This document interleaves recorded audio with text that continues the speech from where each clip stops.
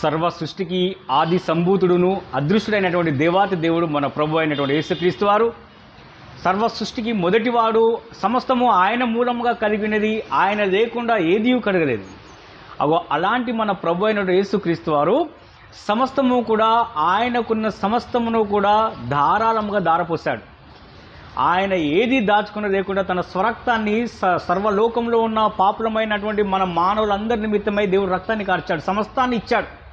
ఆయన కోసం ఏది దాచించుకోలేదు.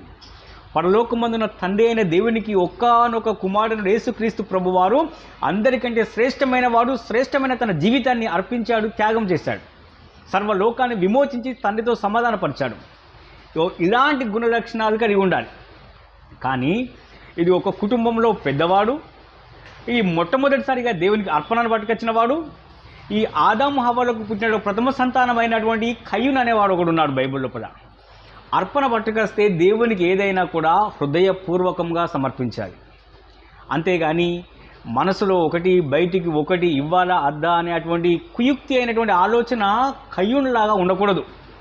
కయ్యూను లాంటి స్వభావం కలిగినటువంటి మన వాళ్ళు కూడా సంఘంలో మొదటివారే వింటారు, కానీ ఏ పనికి మొదటికి రారు, ఏ పని జరిగించరు. మేమే ఉన్నామా అంటారు, మేము లేకపోతే ఎవరు లేరు అంటారు. ఈ పనిని మేమే చేయాలా, ఇంకా వాళ్ళు లేరా అంటారు, వెనుకకు చూస్తారు. అందుకే నాగటి మీద చేయి పెట్టి వెనుకదాడు చూచేవాడు నాకు పాత్రుడు కాడు అన్నాడు. దేవుని పరలోక రాజ్యానికి పాత్రుడు కాడు, వారసుడు కాదని చెప్పాడు. అందుకే మొదటగా మనల్ని పిలిచాడు అని అంటే పరిచర్య భారం మన మీద ఉంది, సువార్త భారం మన మీద కాబట్టి మనల్ని పిలిచాడు. మరి ప్రియమైనటువంటి దేవుని ఇష్టమైనటువంటి ప్రజలారా మేమే ఉన్నామా, ఇదంతా మాకేనా, మేము చేస్తేనే నడుస్తుందా అనేటువంటి దుష్ట ఆలోచనలో కయ్యూను లాంటి స్వభావం ఇది. కయ్యూను కూడా తీసుకొచ్చేమన్నా నేను ఇచ్చినంత అవసరమా, నేను ఇవ్వాలా అనుకున్నాడు. కానీ కయ్యూను తర్వాత ఇంకొక ఆయన ఉన్నాడు, హేబేలు అర్పణను లక్ష్య పెట్టాడు. దేవునికి ఏది చేసినా హృదయపూర్వకంగా చేయవలెను. ఏ పని చేసినా, ఈవెన్ చర్చి ఊడ్చినను, వాక్యం ప్రకటించినను, పాటలు పాడినను, ఏ పని జరిగించినను హృదయపూర్వకంగా సంతోషభరితగా జరిగించాలి. యేసు ప్రభువారు తన ప్రాణాన్ని ఇచ్చినప్పుడు నా అంతటా నేను ఇస్తున్నాను, దాన్ని తీసుకోవడానికి ఎవరికి అధికారం లేదన్నాడు. అదే రీతిలో ప్రతి మనుషుడు దేవుని సంఘంలో అయినను, నువ్వు ఉద్యోగం చేసిన స్థలంలో అయినను, నీ ఇంట్లోనైనను, ఏ స్థలంలో ఉన్నా ఏ పని చేసినా ప్రేమపూర్వకంగా హృదయపూర్వకంగా చేయాలి, ఇష్టపూర్వకంగా. అప్పుడు దేవుడు లక్ష్య పెడతాడు. అప్పుడు దేవుడు తను ఇచ్చేటువంటి దీవెనలు, తను ఇచ్చేటువంటి ఆశీర్వాదాలు, పరలోక సంబంధమైనది ప్రతిదీ ఇవి మనకు అనుగ్రహిస్తాడు. అంతేగాని నీ హృదయమే అసలు నీకు దేవుని సరిగా లేదు, కొంచెంలో నమ్మకం ఉండగాని అనేకమైన వాటిని నియమించి అసలు కొంచెంలోనే నీవు నమ్మకంగా లేకుండా నీ హృదయం కుయుక్తితో కపటంతో చేస్తున్నప్పుడు దేవుడు ఏమి చేస్తారు చెప్పండి. అందుకే ప్రియమైనటువంటి దేవుని బిడ్డలారా, అప్పుడు కయ్యూనుకు కోపం వచ్చింది. నాకంటే వెనుక సీరి వచ్చిన వాడిని దేవుడు హెచ్చించాడని ఖచ్చితంగా దేవుడు చేస్తాడు. నేను అనుకుంటే త్రోసివేస్తాడు, తర్వాత వాడిని దేవుడు అంచనలోకి తీసుకొస్తాడు.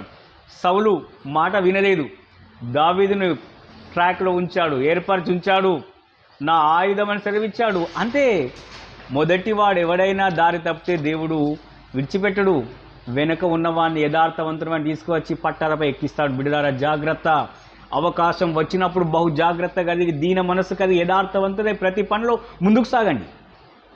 కయ్యూను వలె దుష్ట స్వభావం కలిగి స్వార్థం కలిగి ఆ వెనుక ముందు ఆలోచించుకుంటా మేమేనా అని అనుకోకండి. అందుకే కయ్యూనుకు కోపం వచ్చి తన తమ్ముని హెచ్చించినందుకు కోపం వచ్చి, అర్పణను లక్ష్య పెట్టినందుకు కోపం వచ్చి హేబేలుని చంపివేశాడు. దేవుడు ప్రశ్నించినప్పుడు కూడా ఎక్కడ అన్నప్పుడు నేనేమైనా కావాలి అని దురుసుగా సమాధానం చెప్పాడు. దేవుని సన్నిధిలో దీన మనస్కులై ఎల్లప్పుడూ మీ సంభాషణను ఉప్పు వేసినట్టుగా మంచి రుచికరమైనదిగా కృపాసహితంగా ఉండలాగా ఉండండి. మంచి మంచి దీనమైన మాటలు మాట్లాడి దేవుని సన్నిధి గడపండి. అందుకే దేశ దిమ్మరయ్యాడు. దేశ దిమ్మరి అంటే ఏమిటి తెలుసా? ఎప్పుడు దిగులుగా ఉండడమే. దిగులు ఎప్పుడు దిగులుగానే, ఎప్పుడు ఏది చేసినా దేవుడు లక్ష్య పెట్టడిగా. ఎన్ని ప్రార్థనలు చేసినా, ఎన్ని ఉపవాస ప్రార్థనలు చేసినా, ఏది చేసినా కూడా దేవుడు లక్ష్య పెట్టట్లేదు. దేశ దిమ్మరి ఎప్పుడు దిగులుగానే, వానికి ఎప్పుడు మనసులో సంతోషం అనేది ఉండదు. అందుకే దేవుడు అవకాశం ఇచ్చినప్పుడు మొట్టమొదటి వాడు ప్రథమ ఫలం పట్టుకొచ్చినప్పుడు ఎలా ఉండాలి? దేవుని సన్నిధికి శ్రేష్టమైనటువంటి హృదయపూర్వకంగా తీసుకొని దేవుడు లక్ష్య పెడతాడు, అంగీకరిస్తాడు, ఆశీర్వదిస్తాడు. అంతేకాని